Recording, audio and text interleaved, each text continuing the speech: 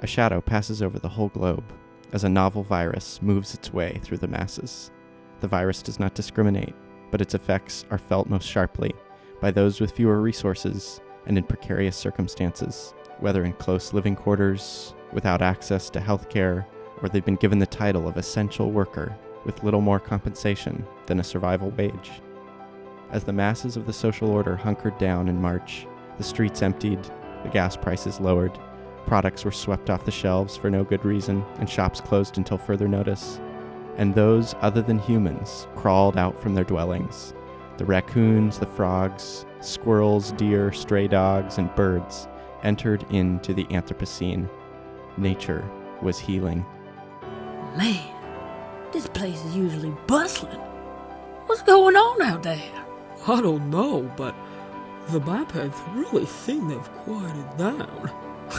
I don't know what was going on here months back, but it would usually be going off at this time.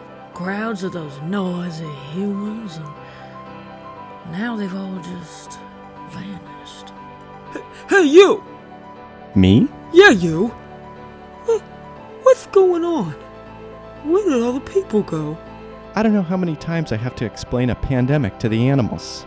We were a free coffee house, open 100 hours a week with all sorts of programs and free meals and worship gatherings and camping trips, all with the purpose to share life together. And then we had to start doing all sorts of new things that kept us at a distance from one another.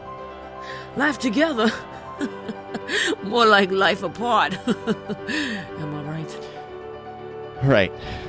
So now, we're trying to focus as much as we can on meeting students' new needs while we are all spending life apart.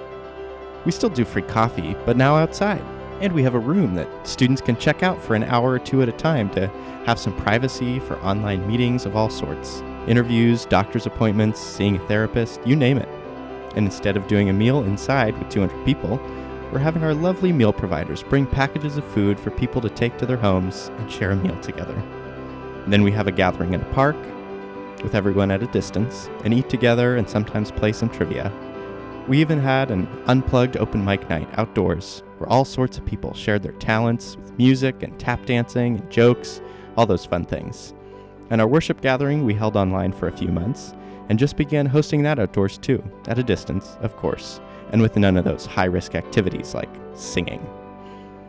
And those are just the events. Our staff is still checking in on our student community individually, sharing life with them, trying to meet any need we can. It's simple stuff. We find what the needs are in the community, we see what resources we have to do something about it, and then we just do it. We just started working with some local organizations to help store and distribute free food boxes to the SLO community who need food. And we created a resource for pods of people to get bi-weekly reminder texts for coronavirus tests, with a spreadsheet for each pod to share their results to create communities of accountability and care. Wow, you all are sure doing a lot. How do you make it all happen? Donations. Donations from generous people who believe in our vision of a world where every person and every moment matters, following the teachings of Jesus to bring that world into existence. Well, I don't know what a Jesus is. And I don't know what his donations, but they sure sound like they make the Front Porch do what it does. You couldn't be more right. Well, anyway, I gotta get back to sniffing, and I still hope you get all those donations. Life together, apart, baby.